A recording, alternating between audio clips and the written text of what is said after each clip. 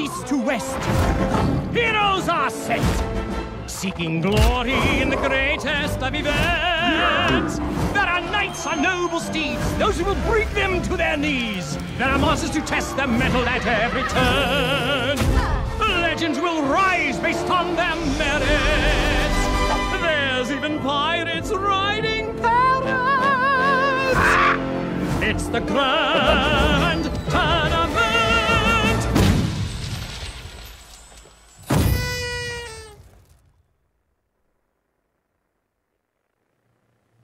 All right, welcome back everyone to the SLTV StarSeries Hearthstone Season 1 with me, Tanner Grace, who's currently trying to reload his camera. We're onwards to the last match of the day. We've got Kucha versus Lothar. Kucha, we saw, is the only player who played Hunter today, which has been kind of interesting. Got a crazy Ram Wrangler moment with a King Crush to the face of Oskaka, which actually, incidentally, as you might imagine, won him the game. So he's playing Hunter, Paladin, Warrior, and Lothar is playing Druid, Paladin, Warrior. Paladin, Warrior being the kind of common theme today. It would seem everybody's bringing those classes. Yeah, can you still hear me? Is I can hear you all right. Your video's off, but I can hear your voice. They don't need to see me. It's not really worth it anyway. They just need to hear the beautiful voice. That's all that really matters.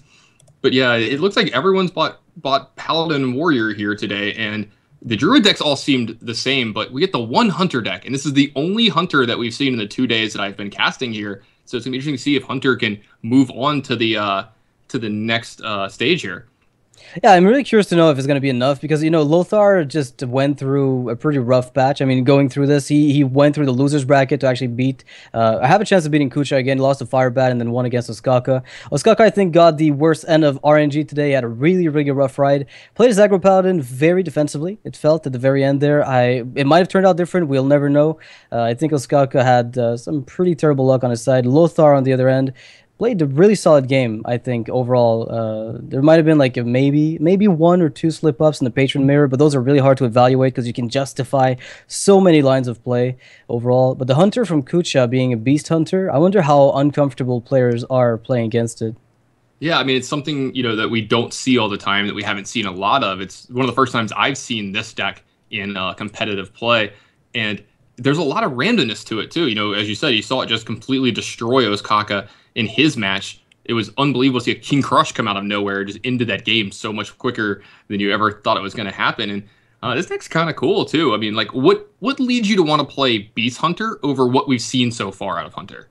I think the argument for Ram Wrangler is kind of self-evident once you really look at the value that it brings you. It's kind of like a massive Severhand Knight, right? And it's bound to synergize with your stuff as a result of you playing Beast to enable, say, Houndmaster. So the cool thing is you package your entire deck with Beast energy. You know, you've already got Kill Command, that's pretty self-evident. When you put in King's Elix, of course you're getting the possible card draw, but you might be a little weaker against, say, a Paladin deck, right, where you might put a Scavenging Hyena with an Unleash and do make very powerful turns happen. But his deck is very much a mid-range one. Like, his deck is pure mid-range with some replacements here and there for beast-oriented cards, and it works really well with the stickiness of some of the beasts in the deck. Yeah, and, you know, the randomness element, too. You can, every now and then, you know, for every King Crush, you know, there's just a 1/1 or, you know, a 1/3 that doesn't do anything in this game. Sometimes you get like Silverback Patriarch, and sometimes it's good. You know, sometimes you get a taunter when you need one. So there's that random element that can really change up games. That you have opportunities to get stuff you could never see in these games as well, and you win via that way as well. What do you think? Who do you think is favored in this matchup, though, since the only difference is Druid and Hunter? Well, it's going to be really difficult because Kucha played against Firebat, which had the exact same lineup as Lothar, if I'm not mistaken, or like a very similar lineup with the Hunter versus Druid match happened in that specific instance, and we saw that the Hunter from Kucha didn't stand up. Like, it didn't actually hold, but it held the first time against Oskaka. So it might just be not too big of a margin, like as far as the edge from the mid-range Hunter over the Druid might be too small to make a massive difference. But since they're both playing a similar deck, especially the Paladin one, right? They're both playing something very similar on the Paladin. It might just be a coin flip on that specific end. Now, do you think his Hunter is like better against Druid or worse than it is than, you know, the more aggressive versions of Hunter that we've seen, and then how do you think this works against Grim Patron as well? I mean, the question of would I rather be playing hybrid or face over the mid range, over the mid range beast?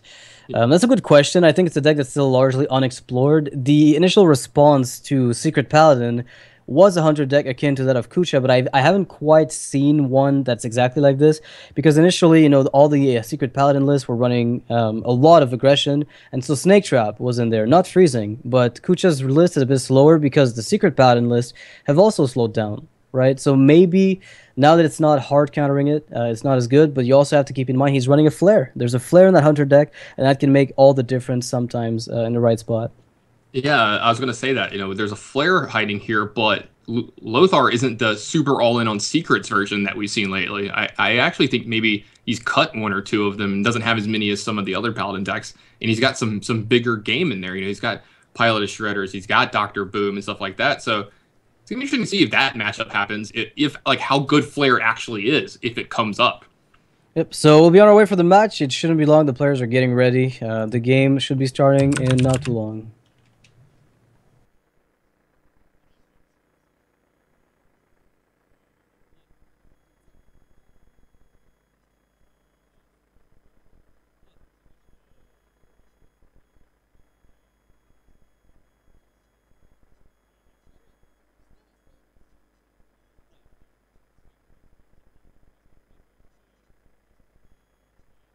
Like a Standard. safe, yeah, it's just a safe pick, and it doesn't have as many like terrible matchups. Like you still have swipe against these aggressive Paladin decks, and then like you're okay against Grim Patron as well. I mean, there's nothing that's like gonna super punish you. Nobody has Zoo. It's kind of funny that you mentioned that, because I expected Warlock to be a lot more prevalent. In the past days that we've casted this, the first day I think Warlock had a pretty good representation, but the second and third day, they just weren't there at all almost. And then tomorrow, I'm eager to see what I'm going to be casting with Savitz. We were together on the first day of the cast, and I wonder how much the decks that people will have changed. Yeah, I mean, I'm very surprised by how little Warlock we're seeing, especially today with none of it.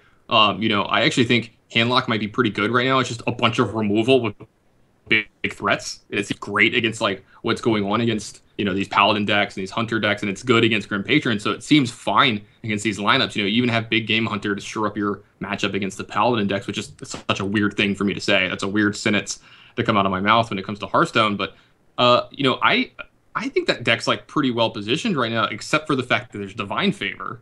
I mean, yeah, the Divine Favor is a huge punish, and I think Repentance as well is really tricky to play around, because you've got, what, 2-3 targets maybe at most in your deck, and you need to use those somewhat early, right? Like, you need sometimes to use the Owl very early, and you don't always have the ability to use this for Repentance triggers, so sometimes you get punished by that. And I think the Divine Favor argument is also a great one. Like, I think it has to be the weakest deck to Divine Favor. Yeah, and then with as little Hunter as we've seen as well, you don't get punished for playing Warlock that way, because we've seen that Hunter, when they have their really aggressive draws, it's almost impossible for Handlock to get out of it. They have to have the exact right answer every single turn, and then sometimes they still can't keep up. I mean, Hunter right now is in a weird spot because it's trying to counter, like, it's good at countering Warlocks, and the only versions that are run are trying to counter Paladin right now. But is Hunter the best class to do so, right? People were talking about Flare as being a good counter, but we also see sometimes that Flare doesn't do anything, because it's 2 mana on a turn 6, and that leaves you open to a 6/6 attacking your face, and you're giving the initiative back to the Paladin. Yeah. So it can be a little clunky. So it's still a matter of time before we figure out whether Hunter is worth bringing against the Secret Valleys, and if so, what's the optimal list? Yeah, like how good is that Flare exactly? Like you just explained it. It doesn't seem amazing. We haven't seen it be backbreaking any spot yet. We might see it in this matchup. You never know. And it's going to be interesting to see if like that kind of thing is the way to fight it. Do you think there's a different way to fight these Paladin decks besides something like Flare? I thought maybe like Tempo Mage might have a decent spot. Like maybe 1 Arcane Missiles. It's hard to put 2 of those in your deck because it's just such a bad card, against everything else. But it's pretty good with like Flame Waker and stuff against these Paladin decks. And if you can find a way to transition from that mid game to the late game without getting killed by a Mysterious Challenger, I like that matchup. And maybe Kucha also expected some mage presence. Flare makes a lot of sense if you expect mages to show up. I mean, if they don't, then that's kind of it's only good against one deck, right? And so if you don't get matched up against that one, you're paying 2 mana to draw a card. Not exactly the best. You're better off with tracking at that point. So we'll see what ends up happening here. We have Kucha and Lothar both playing Paladin. We'll see who's where as far as the the positioning. Lothar with an amazing hat, by the way. I can't believe I didn't comment on it, but he looks like a Russian gentleman. Yeah, exactly. He was sitting there, and did you see him do the flex after his last win? He got a little bit of some showmanship in there after his win, and then right before this match started, he got up and ran across the room with like a determined look on his face. And I just noticed in his head, he's just like, I need a hat. I need this awesome hat on stream. He probably bought it just for this. Can't win without cosplay. It's impossible. Yeah, I wouldn't be surprised if he bought this just for this event to like wear it on stream. All right, so Kucha is going to be playing as the first player. He's got his second consecration picked up. 1 is great because it guarantees a removal against a big board, but 2, maybe not. I think Kucha might actually be the player at the top because there's a Sludge Belcher in that deck.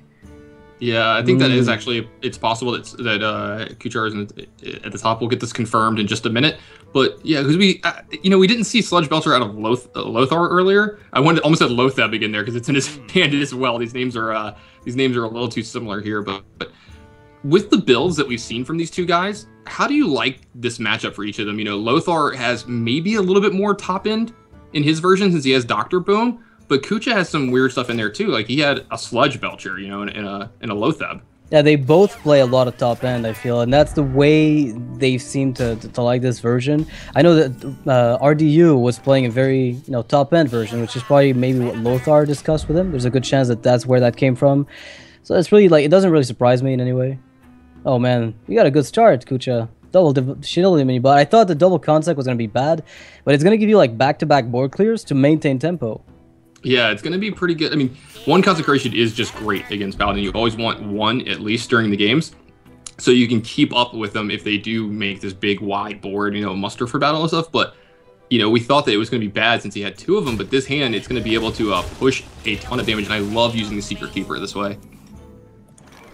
Alright, well, that Blessing of Kings should be a bit of a problem for Kucha to handle, to be honest. I mean, he can play Muster here, which is sweet.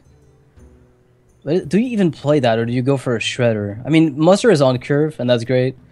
You can keep the coin for Belcher or Lothar follow-up. Yeah, I think this is going to be a hard game for him because he has to worry about what's going to happen from Lothar next turn. If he musters, Lothar's got 4 mana, and Consecration, he's still pretty far behind. If he just plays 1 minion here and Lothar plays a Blessing of Kings on his Divine Shield minion and just runs it over, or just pushes for a ton of damage because it's hard to deal with. Kucha again is super far behind, so he's got to figure out how he's going to play the rest of the game from this turn right here. This might be the most important turn. Yeah, and the double consecration. So Lothar is the one who's actually playing at the bottom, by the way. I think everything was fixed up. So it turns out Lothar with the double consecration. I mean, it looks pretty bad, and it would be in most cases. With Paladin, is probably one of the few classes, especially now where you want to have double consec. It's just that without equality in the deck, it doesn't do as much as you might like it. Alright, the competitive spirit play, so it's forcing Lothar to trade or to wipe the board, and that shouldn't be a problem. Yeah, this consecration is going to come in and take care of everything here. Divine Favor might actually not be terrible against Kucha's deck since he has so much top end in it that he might be able to get some value out of it at some point. But yeah, do you think there's ever a chance he doesn't consecration this turn? I don't know. It's pretty costly here, right? It's a very, very costly. Like his hand is very expensive. Everything is like 4 mana plus. So getting rid of those cards first is gonna be an issue. Maybe even more so than getting the Divine Favor to be good. Yeah, I am super surprised he doesn't consecration here because of something like competitive spirit. But maybe he's got something else in mind here. But this allows Kucha to get back into this game if he wants to. He could have just consecrationed here, left him with the secret that's not doing much, and just still use Blessing of Kings maybe next turn. I mean, I thought the consecration was going to be something he wants to do, but here's the deal. Consecration still kills the minions as 2/2s, right? And there's a chance that they just end up trading on your shielded minibot, and that means that the shielded minibot doesn't die to his consecration. So you're not just going to be trading consecrations, because if you play yours first and he plays his second, you don't have a minion to play.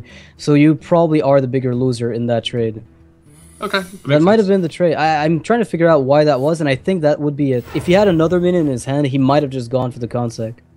Yeah, he's going to Divine Favor for 2 cards here. Probably not going to get a better one in this game. Plus, he could pick up a secret, which he did, and it gives him something to do with all of his mana here this turn.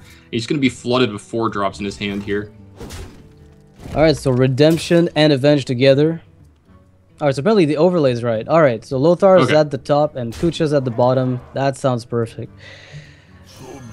little easier on us now. Yeah, it's a little difficult sometimes when they play a mirror match, and it's not all it's not always upside down. You rely on the highlights to work. Anyway, so Lothar had a pretty okay play with the Blessing of Kings, and I think it was a great play overall. Now that I think about the possible follow-ups, but what does he do now? Like, you have to let your opponent kill your stuff to trigger Redemption and Avenge. Yeah, I mean, you just attack. Do you just equip the weapon and attack the Belcher and try to set up a consec? I think that's probably the best play he has, and really the only one, because if you attack the Belcher here, then there's a chance he just trades the Belcher into the 2/2, and then you get to use the weapon plus a Consecration to kind of hopefully clean up the Piloted Shredder next turn. And he's going to put the Knife Juggler into play too. These secrets are going to get him some value off of Knife Juggler here, so he's going to set up a board. He's trying to set up a board where Consecration gives him some value here, because he's got 2 in his hand, and he needs to have them do something in this game. And that was like one of the only reasons I really wanted him to Consecration the Muster for Battle earlier. Is he gonna find a better spot for it? That's the problem. Well, we've seen double consec earlier, so I mean, there's always a turn 8 double Consecration play that can be done. Doesn't mean it's gonna work very well, but it can always be done as a last resort. Yeah, well, like, what are your expectations on doing that on turn 8? That you just get to kill multiple 4/4s? Like, he's going to be playing, like, a Mysterious Challenger or, like, a Lothar. I don't know if he's probably gotten some scouting of this deck and knows that double Consecration might not be great on that turn. So, not sure if I, like, love it from Lothar, but, I mean, I see where he was going with it, and it's not a terrible play at all. And, wow. That's a Snow Chugger. Yeah, that has no business being here. And it could be pretty good in this matchup. Yeah, getting to freeze them if they have weapons and keep them from ever using them. I mean, look, he's got a weapon now, and he's got a Muster for Battle. He's not going to be able to use this weapon. Yeah, I mean, he could Consecrate now and try to just trigger all the secrets in the world, but well, how do you deal with the 6/6 afterwards, right? Like, you have to play it now and try to trigger Redemption and Avenge and hope that Snow Chugger is killable with your weapon right away. The Noble Sack's still there. Yeah, this is going to be a really, really bad spot for Lothar. I mean, he's going to get to take care of the 6/4. Well, never mind. The Sludge. No, he can't. There's no way. He can't do anything. That was it. The secret spam from the Mysterious Challenger sealed the game right there. And yeah, I mean, what can you say? So Kucha ends up winning with the Paladin list that he brought, which again, they're kind of similar to that of Nihilum. It seems like the whole mid-range approach is working out for them. Yeah, I mean, the more I see this, the more I like this. I said I didn't like the original versions of this deck where it just seemed so super all in on secrets, like Secret Keeper and some 1/1s and some 2/2s, and hopefully it all gets there. And sometimes you don't draw everything correctly, you're just going to lose. But his deck seems to have a lot more staying power, a lot more of these mid-range to top-end threats, and I'm actually interested to play this deck. It looks great. Yeah, I'll give it a shot, of course. There's a lot of spins you can make on it. I guess customize it if you want to put more cool stuff like Blood Knights. I mean, it's always doable. The Lothar still has to win with his Paladin deck, and Kucha's got the Hunter, and he's got the Warrior, which makes Lothar's, I guess, fight a little tougher already, right? Like, you've already narrowed it down to where you're bound to face Patron at some point, and you have to win with your Paladin deck. Yeah, and that seems to be like one of the hardest things people are having to do right now is to get through with these Paladin decks. Everyone's playing them, but then that means everyone's going to be playing Grim Patron and try to farm. You get these free wins off of it. And in time, you're going to have to, if you don't just get the win here early. So that's a good thing for Kucha to get that Paladin win in early and then not have to face something like Grim Patron in this where Lothar might have to go through that. And we've seen that can be very difficult. Yeah, so Lothar's got a Druid deck that Kucha doesn't have. We've seen how good Druid can be. I mean, they tend to blow out people. I mean, they get good starts, and you really can't stop it. Again, it's one of those things where some people say Druid's favored against Patron. Some good Patron players say the opposite. I'm favored against it. Of course, it's all about the execute. Lothar is playing an Ancient of War, so that's always a bit of a roadblock. You have to have the execute for that exact minion. And otherwise, it can sometimes stop an OTK coming from the Patron Warrior. Yeah, I mean, it depends on who you're talking to. Again, this is one of those spots. Patron players, they think they're favored in practically every matchup, especially the really good ones, and it's hard to say they're not. I mean, their deck is so good and so powerful. Now, with Kucha being up a game in this matchup, do you think he has, like, really good matchups with the decks that are left over? Or do you think it's just that Lothar has bad matchups with these? Do you think it's going to be hard for Lothar to come back? I don't think he's got an awful matchup. So Kucha can be playing Paladin here. That makes no sense at all. That has to be a swap. I think Kucha has to be the warrior, and Lothar is the Paladin player. Yeah, I mean we've had this a few times where it's the opening hands they just switch back and forth at the beginning. So if Lothar is going for his Paladin again, then he's just trying to brute force a win eventually. Yeah, this is what I was going to talk about. If I were Kucha, I would definitely queue up Grim Patron here, because what we've seen from a lot of the players here today is they just queue up the deck immediately again when they lose with it, and you can just get maybe a free win out of this Grim Patron here against Paladin, because wow, is this a good matchup for you in a lot of ways? I mean, it's just rough for the Paladin deck. They need to draw very, very well to be able to outpace Warrior. I mean, that's not a bad draw. You've got a Blessing of Kings, you got the Muster. You still have to pray every single time they don't have the Whirlwind. And again, that's not very reasonable, right? Like, you can't just expect them to not have a single AoE. Yeah, absolutely. I mean, like, just, praying for it is one thing. Having it actually work for you is another thing, and it almost never works. We talked about this, like, trying to construct a 4 or 5 card hand that the Paladin deck is actually a big favorite against, and it's really hard. It involves, them having all of their minions in their opening hand and then none of them being Unstable Ghoul. Because, like, Unstable Ghoul is just a nightmare for this deck. All the Whirlwinds are a nightmare for this deck. But, is Unstable Ghoul even... Unstable Ghoul is pretty decent on this board against Lothar as well. Lothar did put out the Knife Juggler early to add some pressure. Do you ever put a damage on this Knife Juggler here and put 3 damage on your Shield Maiden? It's going to... I'm sorry, not your Shield Maiden, your Armor Smith. It's going to make a problem for you to play the Unstable Ghoul. But So do you want to I get something think- like Acolyte of Pain? I think the big reason why you might not want to play Unstable is because there's always, like, the coin True Silver that gives him, like, a good 2-for-1.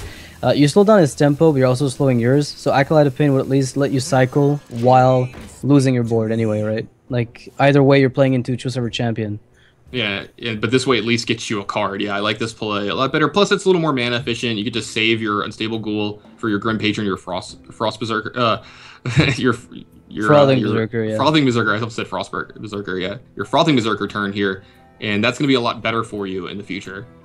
Lothar could go for Coin Blessing of Kings, or you could just play the 2 secrets you've got, right? There's a few plays that make sense. You could try out the Muster for Battle, although... I guess it puts down... You're forcing the Whirlwind again, right? The same situation we were talking about. You need to take risks because you need to force him to have the answer. If those 3 juggles hit perfectly, that's going to give Lothar a huge edge. Yeah, it'll make his Knife Juggler almost. look here, yeah, just the tease. Was that he just curved his head a little bit. He's like, yeah, I'm gonna tilt my head a little bit and maybe get that juggle. Nope, didn't work out. Body English, try to get it in there, but nope, not gonna get the last one. Throw a curved knife at that guy's face. Do it. This is something you have to do with the Paladin deck in this matchup. Don't you feel like you just have to take a risk at some point in time somewhere and hope it just works out for you? Yeah, I think it's still a matchup that's winnable, but Divine Shields are a huge chunk of your win rate, just because they're so hard to remove from the Warrior side. So you have to get everything to line up, right? Like Divine Shield with a big buff, Warrior missing the AoE plus Execute. It's like everything just has to work out. It's not realistic, right? Yeah, I mean, it just seems like your hope is that the Warrior deck doesn't draw cards that are in their deck. You're having to fade such a big percentage of their deck at all times. And I mean, if you draw a lot of your Divine Shield heavy draws, there's a chance for you to win. You can steal a game on the back of Blessing of Kings, but man, is it rough. This is a pretty scary situation, though, from Kucha, because he doesn't know if this is competitive spirit. He might think this is redemption, in which case killing the juggler forces him to use the Inner Rage. If it turns out to be an Avenge, then he doesn't have a weapon, right? Right, so everything is very scary from Kucha's perspective. If it's Repentance, Unstable Ghoul would just die to the weapon. But now he knows what it is, of course, so... Depending on how the draws work out, I mean, this is one of the games that it's possible for Lothar to win. I mean, you know, he's getting a good board presence here.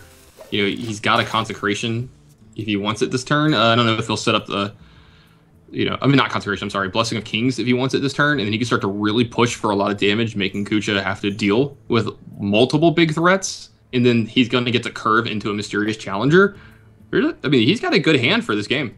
Yeah, I think the fact that he can Kings now and go for Consecration, Noble Sack next turn, assuming he ever needs to, and into Mysterious Challenger, that gives him a pretty good chance. But of course, a Kucha still could... I mean, Executes would be a huge deal. And now Lothar's considering a trade, but then why feed him the execute value if he's forced to go fetch it himself? Yeah, I like just pushing for damage here. You know, if he has execute, make him just run his minion into yours first, because he's gonna get the you're gonna get the minion anyway. So you might as well just get in the 4 or 5 damage as well. That's how you're gonna win this game, is just pushing enough damage early that Kucha's just forced into bad play after bad play. Yeah, if he's always playing defensively, then how does he win? What do you think about like Harrison Jones for 2 cards, interrage your Nomish and trade into the 4/3? That withers down like a lot of that the aggression, and it's probably going to get you a card or 2 that are going to facilitate removal in the future. Yeah, that's very true. Plus your Harrison Jones is directly threatening the 5/5 Right. on the other side of the board. You know, Lothar has to answer that as well. He'll have to like run his token in and use Consecration, and it's like not a great use of his mana because he's going into turn 5, and that means all he gets to do is Consecration plus a secret, which isn't, you know, the best thing in the world. For Lothar, it's not the best turn he could possibly have, but I mean, I like your play a lot, but let's see if Kucha Well, you can also go for agrees with that. Warsong, interrage trade that kills a 1/1 as well. There's so many little plays you can make. All right, so he's just going to go for the tempo frothing. Oh man, We'll have to believe he's gonna get some trading in here. Nope, he's just gonna hoping do he's this. hoping to get some trading in here, at least. Yeah, I mean, he can make Lothar do it for him. He doesn't have to use his interrages here, because he could have like interraged, you know, the 4/1 here and almost made sure, or had a good chance of his Frothing Berserker living through all this. But True Silver Champion is a huge weakness of this turn, I guess. yeah, I mean, like, but the way that Lothar played this game, do you think he would have True Silvered earlier? Earlier, You yeah, know? that's probably Yeah. it. He's not representing the weapon, so there's really no point playing around it. Now the big question is, how tempted is Lothar to make the trade? Because it's a lot of damage. Like most of his damage is gone after this trade, right? So do you Yeah, just play I mean, Noble if he gives Sack up to his- tank? Like Noble Sack could tank the Frothing. That's good for you. Well, yeah, I was supposed to say there's no way that he can use a card to take care. I mean, he can he can take 9 to the face here and use Consecration, so where he still keeps a threat in play. And Lothar just, you know, I think I like this. Taking 9 to the face is better than just giving up your only threat that's left over. Plus, Yeah. you get to Mysterious Challenger next turn, so this is like such a big, huge swing. The For big Lothar thing, here over the next turn. yeah, the big thing about this play, I think, is the fact that it's really mana efficient as well. Like we were talking about the turn 4 into turn 5. He had a curve with either Kings or Consec, depending on what he wanted, into turn 6. So the fact that he's been mana efficient with it, and his health is being like he's not threatened to die, right? Like there's no way he just insta dies unless Kucha picks up some crazy whirlwind effect. See, this feels like it's too late. This feels really odd to me. I don't know why. Yeah, like you should have done this last turn if you're going to make this kind of play. Like I liked your play line last turn with use one of the inner rages and do this for 2 cards and kind of like threaten his minions that way.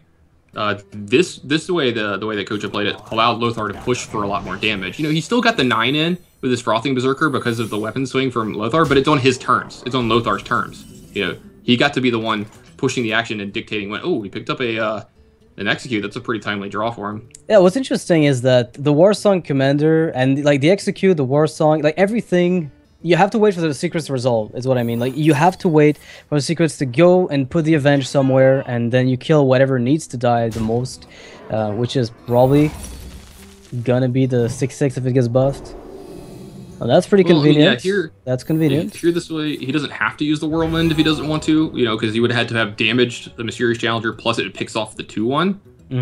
But if he's going to play Grim Patron, that might be his plan, is to use Whirlwind here, make an extra Grim Patron, kill the 2/1, and then execute down the 8/6, and Lothar's just left with a 6/6. Yeah, he might even he's gonna go for an extra Yeah. patron as well. Using both might be a bit of an overextension into Consec, because Yeah, you're this is- filling your board up with 2 health minions as opposed to.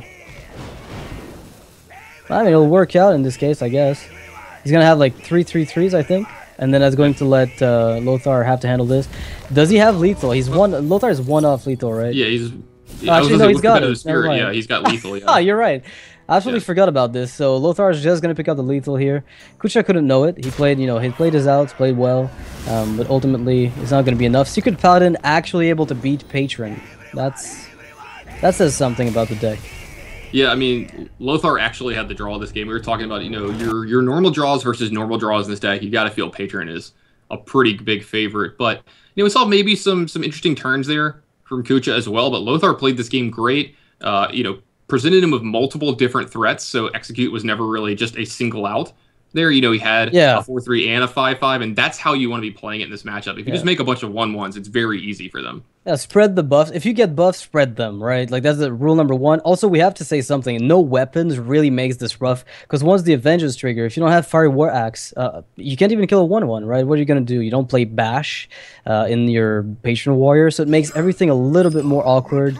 And it's really important for you as the Patron player against Paladin to be able to use your weapon to kill those minions that don't have Divine Shield anymore. Now we get another Patron Mirror. We've seen some awesome Patron Mirrors so far here today. If you're a fan of these decks and how the play goes back and forth, today's been a good day. We've seen people make huge Patron boards and then still lose. Yeah, we saw Lothar earlier, I think, against Firebat. That was a crazy game. I thought initially, like, Lothar has this game, right? It was his. He got the Patron Inner Rage, Death by Dream on turn 5, and Firebat managed to come back from it over a long period of time. Yeah, he managed to make, like, just incremental advantages every single turn for 2 or 3 turns in a row, and then eventually turned it around. And then, he got the brick top decks a little bit from Lothar as well. I mean, it was a well-played game on both sides. Alright, so now you have to ask yourself, do I want to play the Armor Smith? There's no reason not to, unless you're afraid of Coin Acolyte of Pain. By playing the Armor Smith here, you're representing you have the Axe, because you're not afraid of Coin Acolyte of Pain. Yeah, and I mean, it's kind of, he does have Coin Acolyte of Pain to him, but he also has the Death Spite in his hand. It's really hard to pass up Coin into Death Spite, in this matchup, because if, like you've said, if you're the first one to get going with Patrons, it is such a big deal. It's so hard to come back. And then he's even set up to have some really high value Death Spite turns over the next turn, because if he uses it here to kill an Acolyte of Pain, Lothar only gets 1 draw. Then he could play his own Acolyte of Pain next turn, kill the Armor Smith, get a armor and a card off of Acolyte of Pain, and then use Battle Rage to draw a ton of extra cards from there if he wants. So he's got a lot of really good setups here. Oh, he's just gonna play Battle Rage, it turns out, because he seems to want to get the card draw himself. That's interesting. All right, maybe just valuing the coin a little bit more than we do, and those 2 draws were pretty good. Those are some pretty good cards in this matchup. So executing the Acolyte of Pain denies your opponent the cards that he wants, and you're keeping the coin, which is, I think, what Kucha's plan is. We've seen him do something akin to this before, where he values the coin in this matchup a lot, and I think it has to do maybe with the fact that Emperor is such a strong card, and using the coin can almost give you that Emperor value on that last combo piece that wasn't in your hand at the moment of the Emperor play. Now, I like this play, especially if you're going to draw Emperor or Harrison Jones for 2 reasons. For sure. You get to either coin out Harrison Jones, which is going to be amazing if Lothar were to Death Spite this turn, or you're the first one to get to Emperor. Both of those things are extremely important in this match, and so you just see him value the coin way higher than what we were talking about. It seems to be just a great play. Yeah, now he's still looking for the Warzone Commander, of course. I mean, both players have Harrison and Emperor Thorsten, so both players feel like they're ahead. That's like the rule number one. You think, if I've got them, then I've got the edge. But since both players have it, it kind of evens out. And I think it's going to come down to whoever gets the Warzone Commander first with a Frothing or a Patron. More importantly, I think, a Patron. Oh, absolutely. But, Kucha, is this the kind of hand that you want to Emperor? And with drawing of a Grim Patron, you got to believe, it's going to be hard to pass up. Yeah, but he's got that, you're giving away your Emperor, right? Because you're feeding it into Harrison, and trading it for Harrison plus getting this hand discounted isn't really that bad, because maybe not. You're right. Yeah, it makes your Warsong so much more deadly because it gives you a free Whirlwind and a 1-mana Unstable Ghoul along with a cheapened Grim Patron and a cheapened Frothing Berserker, and that's what you're really in the market for. Is you want any of those cards to be cheap. It doesn't matter really that Harrison is cheaper or that Acolyte of Pain is cheaper. Those are just extra fodder at this point. Yeah, but Lothar's Emperor has no answer. I mean, if he makes the trade and he Emperors himself, sure, he gets a very, underwhelming Emperor. But Kucha can't kill it this turn. So it'll depend. I don't know if Lothar will want to do it. He does. All right, so he's going to force Kucha to answer it. At the moment, it's not looking good. Well, he's going to have some stress value. The amount of stress it's going to put on Kucha in this game is at least worth something. I mean, the guy's going to be... If you play this mirror match and the other player gets multiple triggers off of their Emperor Thorson, it's got to be something that's going to be bothering you quite a bit through this game. And so Kucha, as we said, doesn't have a way to answer this Emperor Thaurissan just yet, and Lothar seems very poised to be taking, somewhat of an advantage here, even though his hand isn't amazing to take advantage of that. There might be a good argument to be made for like double Acolyte Whirlwind, and then you try to find something. Yeah, you have 2 chances at execute. That's the thing, like the execute that Kucha used on turn 2 or 3 against the Acolyte. It was very aggressive. Yeah, it was a very aggressive like card draw denial because he valued the coin so much. But now that you see the Emperor fall down, how much was that coin really worth? Was it worth giving your entire opponent's hand like a completely discounted hand? Like everything is just discounted in that hand. Yeah, not only that, now he's given up his 0-mana Whirlwind, so this makes it a little harder for him to combo off on some of the turns that he wants to. So he has to find another Whirlwind and has to spend mana on it. So this is putting stress on his deck and his game plan now as well. Lothar, he picked up a Frothing Berserker, so again, both these guys just looking for War Song Commander, it looks like. Yeah, it's like the one card that both of these guys need to find. When you found Emperor Thaurissan, you're basically just waiting to find the combo card. Frothing Berserker number 2 for Kucha, still no... this War Song Commander is going to be the death of him if he doesn't find it. At least he's going to be able to cycle a little bit more. He's got the Slam, he's got the Cruel Task, he's got the Acolytes of Pain he can use. Well, there's the War Song Commander. He finally found it now. He has an answer. He gets to answer Lothar's Emperor Thaurissan here. Now, if Lothar doesn't have a big turn next turn... Okay, I'm scared. He's going to set Death's Bite. Yeah. If Lothar doesn't have a big turn here, Kucha is very poised to take this game.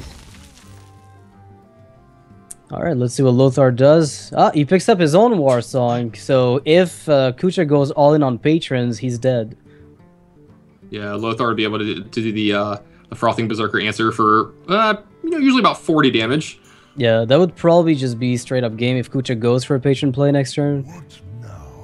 I mean, I see there's 1 Frothing and 3 Whirlwind effects. If you're Lothar, do you just like armor up pass here? Yeah, definitely. Yeah. It gives away your hand a little bit, I guess. Yeah. A bit in the same way that it gave RDU's hand away in HPL when he fought against Kranich. I remember that. But do you really have a choice, right? Like, can Kucha really not go for the patron play? I mean, you've got the Armorsmith now. I guess that could make you wait a little longer. Yeah, I mean, if you go off with Armorsmith and Grim Patron, you do gain a ton of life. Because, like, that's actually the thing that's getting worried about right now. Is Kucha is down to 17. So if he gives Lothar extra time, that could be a problem. Lothar could actually just kill him without Kucha having a board. Yeah, so he's going to go for the Inner Rage play. Not even going to use the Armorsmith because he's going to get about 2 armor from the AoE. If he plays the Armorsmith, like 3 maybe. So it might not be worth it to him. Do you think he's going to play an Unstable Ghoul here, though? Or is that not worth it? I think armoring up and passing might be his idea here, because maybe he's done the math that Lothar might not be able to kill him with a Frothing Berserker through here, depending on what is free. But you got to believe he's going to have enough damage here with multiple Unstable Ghouls. Yeah, no, I can't imagine he wouldn't. I mean, with 3 Whirlwind effects in hand and an extra Inner Rage to deal a little bit more damage, that's definitely going to be game. He just has to not Inner Rage his Frothing. If he wants to play Double Ghoul, you don't Inner Rage the Frothing. And he can play his entire hand, actually. Like, everything can be played here. That's a lot of damage. That's what happens when you let Emperor stay on the board for multiple turns. Yeah, the early execute from Kucha, I have to wonder if he's starting to regret it right now. Yeah, I mean, this is way more than enough. Lothar can pretty much close his eyes and start putting cards into play here. As long as he doesn't kill his own Frothing Berserker and then points it at Kucha's face, it's going to be way more than enough. Yeah, you just smash everything, you queue up the actions, you don't even look at the count, you whirlwind at the end of the sequence, then you just push face. I mean, this is almost lethal already. Yeah. I think this actually might be lethal already, because he gets to actually attack with the 3/1 Acolyte of Pain if he wants. Or did that one already attack? Yeah, he already, he Inner Raged it, and he's going to attack now, I'm guessing. I mean, he just queued up actions, right? Like, there's no way he hasn't yet. Oh my god, this is well over lethal. He's going for the just extra BM 30 something damage here. I think you're doing it for safety. You don't even do the math. Like, there's a point in Patreon sometimes where you just look at the board, you're like, there's no way I don't have lethal. And you just throw all your cards in its correct sequence, and you let the animations run out, and then you're bound to get it. Yeah, it's like there's no way this isn't enough damage. Yeah, exactly. Yeah. Oh my god, Lothar. Is he going for the ghoul trade? Oh my goodness. This Frothing Berserker is completely insane. How big is this guy going to be? It's going to be well over double his life total. Like a 39 attack? Yeah, 1, 2, 3, 4, 6, 7, 8, 38? This is completely 39. insane. Jeez. Just casual 39 damage, you know. Then again, we have to say one thing, you know, Kucha did feed him the minions to do that. If there's no pictures on the board, there's no reverse kill with the frothing. It's really hard to pull those off if there's no minions on the board. It happens sometimes, but it's more likely to happen against Patron because they have those minions on the board to replicate. Yeah, now with Kucha being at 17 that turn, do you think he's safe to just armor up and then not really do anything and wait for his own chance to do something like that? Or is it just too dangerous to let Lothar, you know, draw a lot of extra cards and have the chance to just kill him without you giving him minions? I don't know, maybe he felt so far ahead because he had Harrison. He didn't have Harrison, and sorry, too far behind because he didn't have Harrison nor Emperor in his hand, so he can't really contest it. And giving his opponent card draw might be like that extra win condition that he wanted to deny. But I thought the coin Death's Bite was acceptable, right? Right. Because he could have, you know, drawn cards off his own Acolyte. We'll have to see how this game pans out. Kucha still has a chance to equalize with Lothar and maybe then move on to the second phase. If Lothar wins this, and it's going to be match point for him, and he's going to make it the group stage phase 2, guaranteed. And you got to feel that, you know, he's got to somewhat like his chances here. He's getting one of the matchups that, you know, he doesn't hate. You know, a lot of people say it's one of those things where it depends on what side you're on. The Druid players say they're slightly favored. The Patrons players say they're slightly favored in this matchup. But, you know, Druid, not a bad matchup against Grim Patron. We've seen it do pretty well in a lot of these matches. And all they have to do is get some damage in early. You know, an early shade like you're going to see here. And then, you know, you got to be scared of that combo the whole time. I mean, I was look going to at Lothar's hand. say the early shade is probably the instrumental part of the matchup just because it's you can let it sit there. The only time where they can actually kill it is very early, let's say with a double whirlwind turn, or when you're playing Emperor and they literally have no other answer and no looming kill on you. So they're then forced to trade away the shade at an inconvenient time. But for the most part, you know, shade that grows is like an extra 8 damage on your turn when you're going for combo. If you're Lothar, what would you do this turn? Wrathing the Acolyte sounds acceptable. I think I can tank that extra 1 damage, and I can always just keep it down if need be next turn. Yeah, I mean, like next turn you have a couple options. You can keeper it. You can even develop a piloted shredder if you really want to start trying to get aggressive with damage. You could even Emperor depending on what you draw as well. I mean, if you go for Wrath on the Acolyte, next turn you probably would either go Shredder Hero Power to kill the Armorsmith, like Innervate Hero Power to kill it. Otherwise, you're feeding him the Armorsmith. Like you're feeding him a kill, and that can't feel good. It looks like he's going to opt for the Silence, I guess, or maybe the Shredder Innervate Wrath. You know, if Kucha doesn't find a way to deal damage to his own Acolyte. Yeah, I mean, like Shredder Innervate Wrath against like a lot of things that Kucha are going to do this turn is actually pretty good. Wow, it's a pretty good draw for Kucha here. Probably the best in his deck. I mean, it's helpful when you've got a Grim Patron set up. It's still missing the Inner Rage to really seal it, right? Like where you need to make sure that you have enough minions on the board that live through, say, a Keep of the Grove Wrath. That's kind of what you're looking for. How tempting is this for Lothar? I mean, I just love the Shredder Innervate Wrath. As much as I want to play the Emperor here, I have no combo pieces. I can't make like a huge... I mean, it's a huge discount, so... This isn't one of the hands where you feel you really need to Emperor here. Right. Because, I mean, you're going to be able to play all these... you know, you have stuff to do on turn 5, turn 6, and turn 7 with the way your hand is constructed now, not to mention what you're possibly going to draw. Plus, it gets you kind of far ahead. I mean, you're starting to pressure quite a bit here. You know, adding a 4/3 of a 4/4 shade and taking care of his card draw where they only get to 1, you know, he's getting at least 1 off of it. You can deny him more than 1. That's a pretty big deal. Well, I see an Innervate. What does that imply? He's going to go for the Emperor because he wants to go for the Shredder Wrath. I guess if he wants to, he can do it next turn. He's going to use the Shade to deny card draw. See, this is kind of... This makes a lot of sense, right? This makes sense, because if you play Emperor, you're feeding him a Death's Bite value. However, if you kill a Shade, he's not going to get more Acolyte value. Oh, man, and here come the Patrons. Yeah, he picked up the card you were talking about here in Inner Rage, and he's going to be able to take care of this Emperor Thorson if he wants to as well. And Shade is going to be contested by all the Patrons that are going to be in play as well. Great turn here for Kucha. I mean, it's still not too bad for Lothar, right? Because he can go Paladin, he can go, Keeper of the Grove into Wrath. That's going to take care of 2 of them.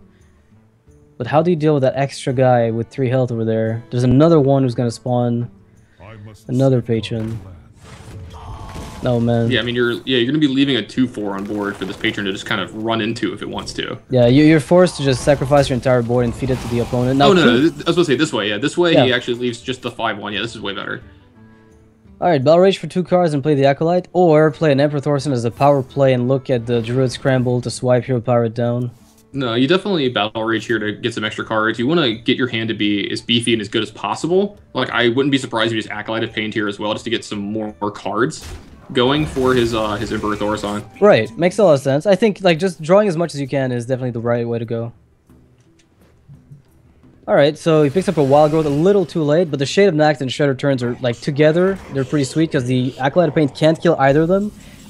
And the Shredder just contests the Acolyte directly with only 1 card draw.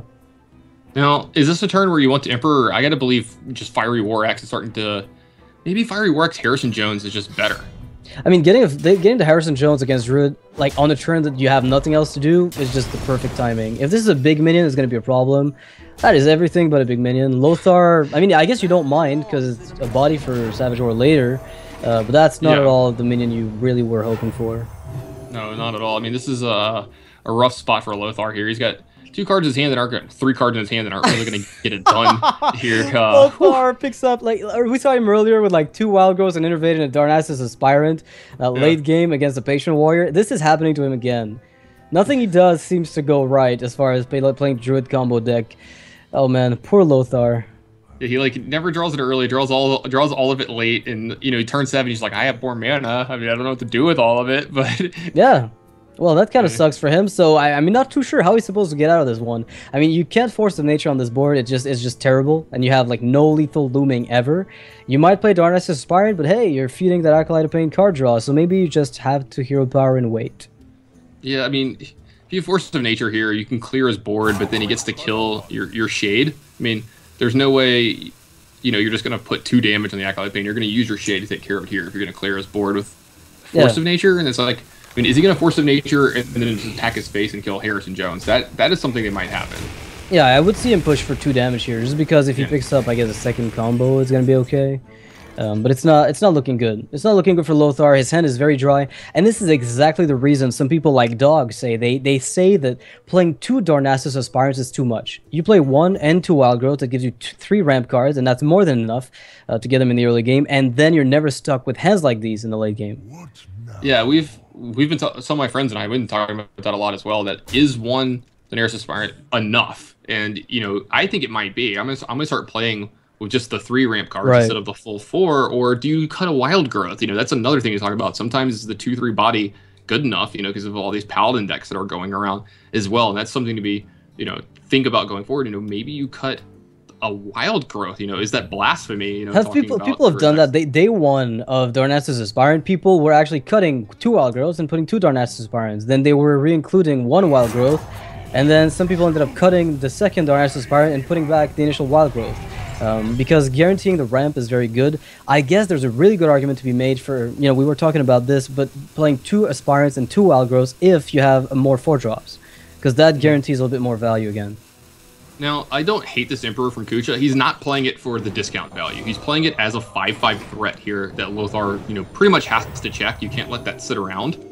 Plus, Lothar's getting to gain a little bit of life off his Lightwell here, but you have to do something about this 5/5 here. You know, it's going to take his Shade plus a Hero Power to get it done, unless he wants to use, as we'll say, he might second use... Force, that's good game if he does that. That's it. He lost. If he goes for this, there's no win condition left. Yeah, he's going to have to win on the back of 5/5s now. I don't think that's happening. Yeah, I mean, he could pick up like a crazy Ancient of War that doesn't get executed. From his perspective, of course, we know it will. Like, he could pick up Ancient of War, Ancient of Lore, Shredder sticks, nothing gets removed, and the patron just blanks on every street. But it doesn't seem very likely. Yeah, I was going to say, I think his road to victory here is, if he has something like Ancient of War, is uprooting it. Maybe getting a 10/5 against a board where Kucha can't answer it, but how likely is that? Yeah, now we're just going to see Kucha play Patron, Unstable Ghoul, Whirlwind. That gives him a lot of value. If he picks up a Battle Rage off the top with the Acolyte of Pain, that's just going to seal the game. But overall, there's a lot of cards that would make this a nightmare for Lothar.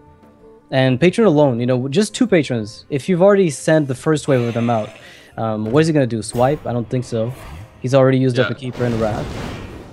I mean, and you got the feeling that his hand is bad. I mean, he just Force of Nature on back-to-back turns to clear minions. Like, how good can his hand really be? Well, looks like the patron's there, and there's the Frothing waiting. Frothing's not quite a lethal at all just yet. Lothar still has a chance to get it done. You don't really want to go through that ghoul because you're feeding him more patrons. You need to look for Keeper of the Grove, but how do you even find that? Do you play Darnassus Aspirant, Wild Growth for cards, see what happens, or is that feeding into the ghoul? I mean, I think at this point you just have to do something, and maybe Aspirant into Wild Growth is what you just have to do, get a card deeper into your deck. But it's like we said, you know, he's been put in positions this game to make really bad plays because he had to. He had no other plays to him, and his deck's just going to let him down from here. He's not going to have anything that's going to get him back into this game. I mean, would swipe help? Not quite. Not really. I mean, he's actually just waiting around to die now at this point.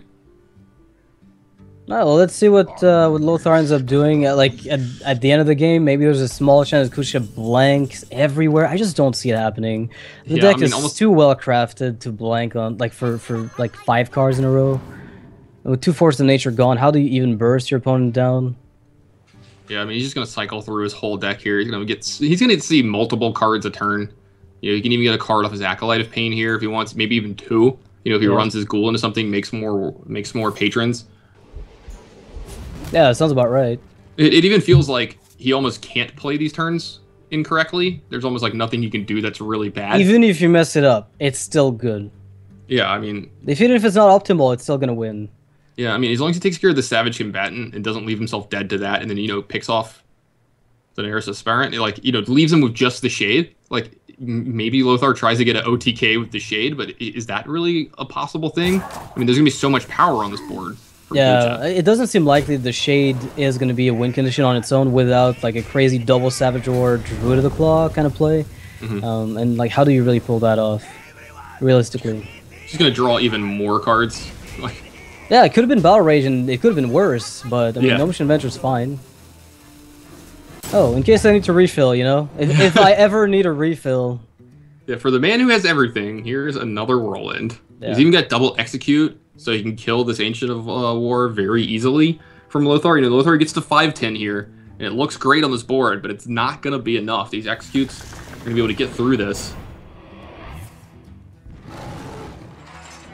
Yeah, Lothar has to be assuming that Kucha's holding on to an Execute. I mean, there's a few cards he's been playing, like he's been holding on to and hasn't played yet.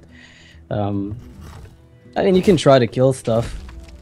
I mean, yeah, I mean, Lothar's going to fight. I mean, he's not just going to give up here. I mean, he's not dead yet, you know? Yeah, any information I might be able to get could be useful for the future, but I don't foresee a way to come back in. What's up? Kucha could just not have his Executes, you know? Yeah, this 5/10 could just be blanking. It would be hard to believe, considering he would have played any other card that's not an Execute. If he'd been holding it. Like, he would have played a weapon, he would have played just about everything. I'm just trying to get it from Lothar's perspective of, you know, there's a chance. Yeah, he's going to push for damage here, yeah. Is there hope? Yeah, he's going to push for damage here. I actually like that, because if there is no Execute, then this is the correct play. This is how Lothar wins this game. Wow, he can just draw a million cards if he wants to. Yeah, he might just do it, because why not? I mean, there's no drawback to it. I mean, maybe you push lethal a little earlier because you find the War Song by playing this. Yeah. Ah, there she is. Hello. That should do it, right? Yeah, he's going to execute both of Lothar's minions, which might just get a concession anyway. Yeah. You know, this might just be a way to get Lothar to concede. Yeah, I wouldn't be surprised. Maybe he just holds off from here, because there's no way Kucha can lose. He's seen both of the Force of Natures. So there's no out from this spot. So he's just going to hold on stuff just in case. And yeah, Lothar knows that he has no actual way to win this game anymore. Lothar surrenders and the might of the patron takes over. So it's going to come down to Druid versus Hunter, if I'm not mistaken, right? Which we've talked about a bit earlier, where we still don't know if the mid-range Hunter with the Beast variant is very good against Druid. I mean, it's running Flare. It's also, at least the older version used to tech more against aggro, but this one, the Kucha's, he's got 2 freezing traps in there, and that definitely will help against Druid. Yeah, it depends on how he matches up here, like turn by turn. You know, there are chances that, you know, Lothar in turn 5 could be playing a 6-drop or a 7-drop, or just something like Druid of the Claw. Well, Kucha might be playing Ram Wrangler and not getting, you know, an extra beast from it here because he's the beast-centric version. But also, I mean, he's got big plays as well, and he can scale into them and keep Lothar on the back foot by dealing a lot of damage. So Let's see, if Lothar aggressively mulligans into a hand that deals with aggressive draws out of Kucha's deck. We saw that happen where a Druid deck earlier had the Dream hand against an aggressive Hunter deck, and it just wasn't good enough because Kucha's draw was slow and fat. He had like all of his Savannah High mains, all of his big drops, and then one from there. So it's going to be interesting to see if that kind of thing happens again, because Lothar is going to probably have to mulligan as if he's playing against an aggressive deck, because, that's what you always think of when you're against Hunter, right? That they're just going to beat you down and kill you with their hero power here. And we're going to have this game up in just a second. Whoever wins this one is going to move on to the next stage. Whoever loses this one is going to be eliminated. So a lot of pressure on this game 5 between these two guys. Yeah, it's only it's group stage 2, right? They've both played 3 matches today. They basically are the players playing last, and they've done a lot of work. And it can get a little exhausting, I guess, when you play so many best of 5s in the same day, just waiting your turn and then getting the decks in. Especially if you spotted a weakness in one of your decks, you just wish you could correct it, but it's too late. It's already submitted. So yeah, maybe a little difficult. So Lothar with the Druid. I'm still curious to know if he's going to be able to beat the Hunter. It seems to boil down to whether or not you get that crazy anti-aggro tool, the Innervate, Wrath, Keeper of the Grove against the Hunter. Yeah, and if, the same thing happens that happened last time that this matchup happened, where Kucha just had, he faced off against that hand from a Druid, but he had the hand that countered it. He had a bunch of 4 and 5 and 6 drops and got to go way over the top of it. But yeah, this is the aggressive draw out of Kucha's deck here. Yep, but there's a Wild Growth in Lothar's hand, so that's already a good start. I can't imagine he'd ever skip that. Yeah, it's confirming that he's just a good Druid player. He has a Wild Growth in his open hand. Yeah, those Wild Growths. Yeah, definitely. Yeah, he seems like he's a good Druid player to me. Why wouldn't he have a Wild Growth? It's the Fiery War Axe skill test. Do you top deck it in every single starting hand? Yeah, I guess if you're Fibonacci, you do. I don't think I've ever seen him not have it. Exactly. Now, if you're Lothar, do you just mulligan the whole hand except for Wild Growth? I probably would. There's really no reason to keep anything else. You need Keeper of the Grove. You want Wrath. You probably are even looking for Darnassus Aspirant, for hell's sake. Like, the body that it's got is good enough. If he has a double Wild Growth start, this might just be a little difficult to recover from. Yeah, this is a great hand, I think, actually. Yeah, he can... Do you coin the Wild Growth here? I'd play the Aspirant. Yeah, just in case they have a removal spell or like something you can get out of it. Like anything they give you for this card, I think you're okay with it, right? Since you have the Wild Growth behind it. Well, the reason is because your turn 3 is otherwise dead. If I had a Shade, I would maybe go for Wild Growth. Just because that way I avoid any kind of crazy shenanigans where he kills the Darnassus, then I turn 2 go for Wild Growth, and then my turn 4 is awkward because I play Shade off curve. But if I'm playing Darnassus Aspirant on the coin here, it's such a good control tool, and I usually get the curve I want. So no Shade really enables this play to shine. Yeah, Lothar's got the kind of hand that can keep up with this Hunter deck, this like mid-range Beast Hunter deck. We got to figure out a good name. Oh, that's rough. Oof. 2 mana, draw a card. It's a beast. Kucha with an amazing Joust right there. That is really, really tough, because one of the weaknesses of Hunter is actually that it's got... it struggles a bit to draw cards, right? Like, that's one of the biggest weaknesses it's got.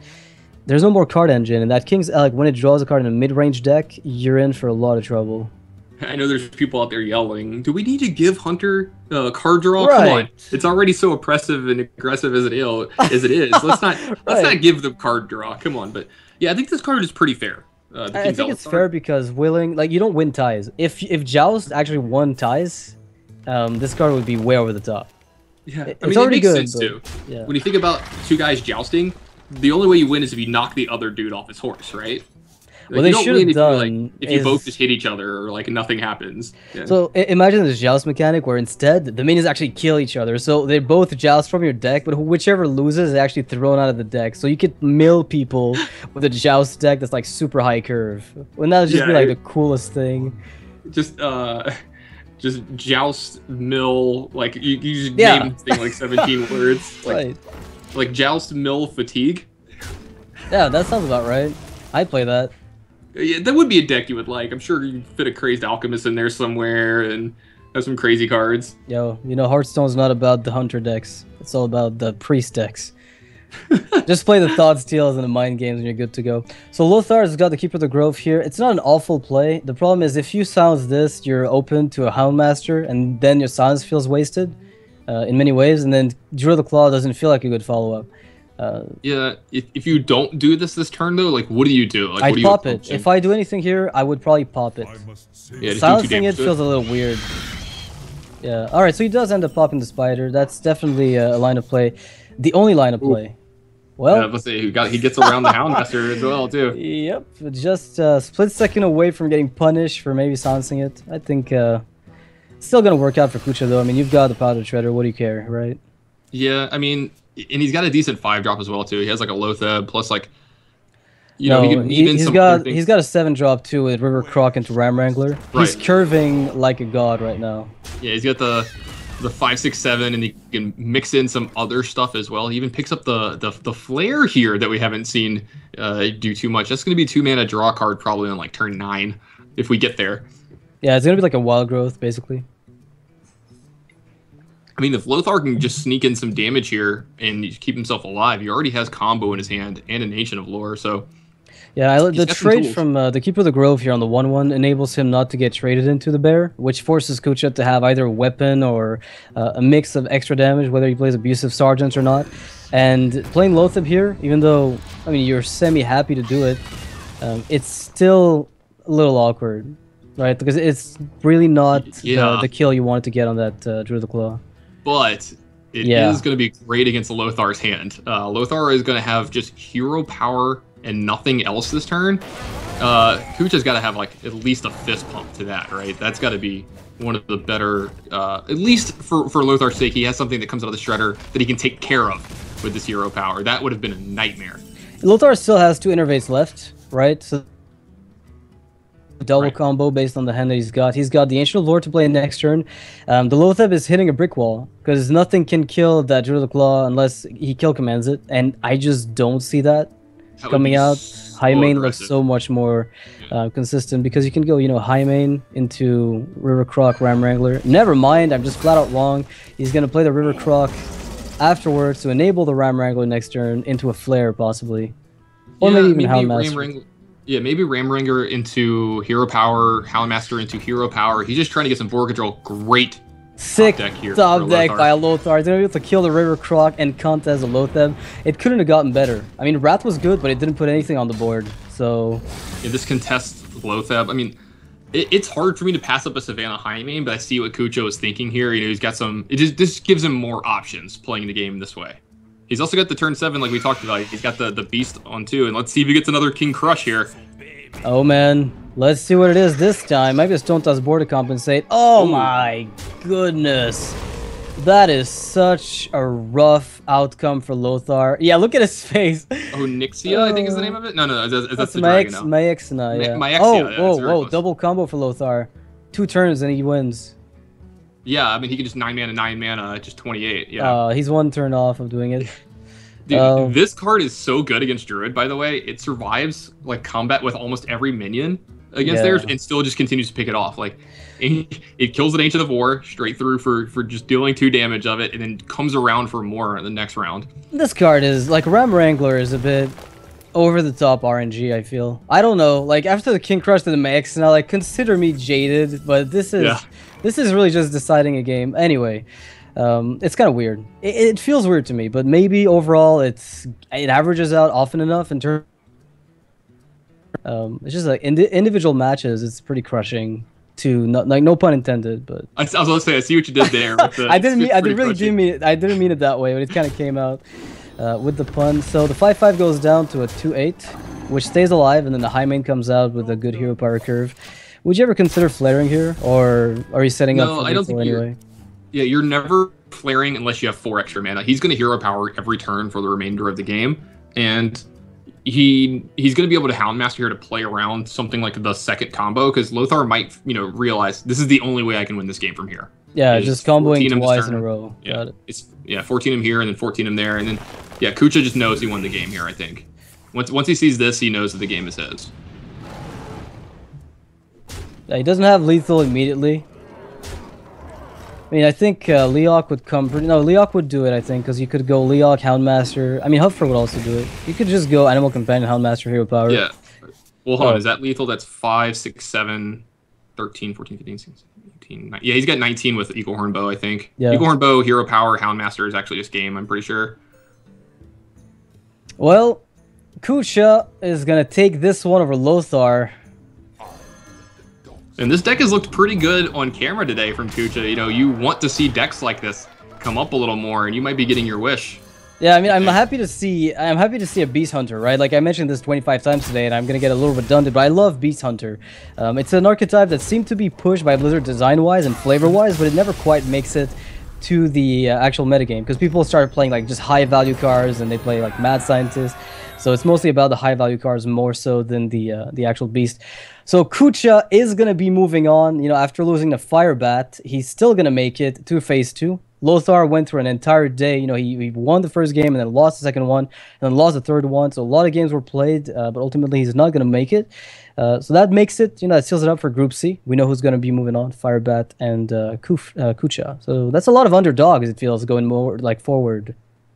Yeah, I mean, a lot of the big names have gotten eliminated here very early, except, you know, you got to believe Firebat, he's kind of a big name. Yeah, well, I mean, not today, but over the past. No, of course. Yeah. So Star Ladder, we'll have the next day. You know, Group D will be coming up. We'll have four players playing. We have 5 matches, same exact format with the first match, second match with winners match, losers match, the same way it happened today. We'll have Orange Stanudachi. I'm sorry if I'm butchering your name, sir, but I have never heard this.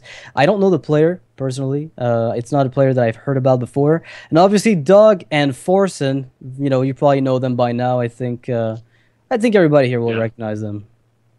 Yeah, no, I'm really glad you had to say that name and I didn't, because I had no idea how to pronounce that name. But yeah, Orange, very excited to see him play. Good personal friend of mine. I've got of dogs. I'm sorry. No, nothing. You went robot on me. Oh yeah, the feed's getting a little slow. Yeah, I got to cast 15 matches of dogs in HPL, and I got to say this. I mean, everybody knows he's good, but I think he's just better than everybody thinks. I mean, that guy, unbelievable player. Getting to watch him game after game, and what a year he's having as well. Yeah, I'm hoping he brings a rogue deck. I mean, he's going to be submitting the decks, of course. I think they might have already been submitted at this stage, but I really want to see rogue. Right, we saw Firebat bring rogue, and that was really cool to see him play. And Dog is also in the camp of, you know, he's a rogue believer. He just thinks the class works well. He plays it super well. He thinks it's consistent. He can make it work, even though it didn't get any new tools with the expansion. He's still super comfortable with the older list. Obviously without a problem, and it's doing super well. I mean, you see Firebat played earlier. I thought initially that it was going to be a bit of a downfall. We saw a few games that didn't go his way, but as soon as the RNG averaged out, he took it every single time. So that was great. I hope we see some of the Dog Rogue today and Forsen, maybe with some Freeze Mage. Although in a best of 5, it's a little awkward. Yeah, you don't want to be running that into multiple other decks if there's like really bad matchups for you, and with everyone playing Druid and Dog known for some Druid play as well, that might not be the best time to take out Freeze Mage. Yeah, it makes a lot of sense. I mean, it's good in Archon Team League, but that's a very specific one. Don't think we'll see it in the best of 5 format. That being said, guys, it'll be happening at the exact same time as today, which is 6 p.m. CET. So we'll have Group D being cast tomorrow, and that should be the last, I think the last day of the first phase of group stage, if I'm not mistaken. And then there'll be the next phases happening, stage 2. So we'll have even more thinning down of who moves forward, and then there'll be the last chance tournament. You can check that out. But anyway, tomorrow, 6 p.m. CET, we'll be right back. I'll be with Savit. You will be leaving me, Tannen, right? Oh yeah, unfortunately, I will be, but it's been a lot of fun, Noxious. Thanks for having me. Yeah, it was a pleasure. And until then, have fun.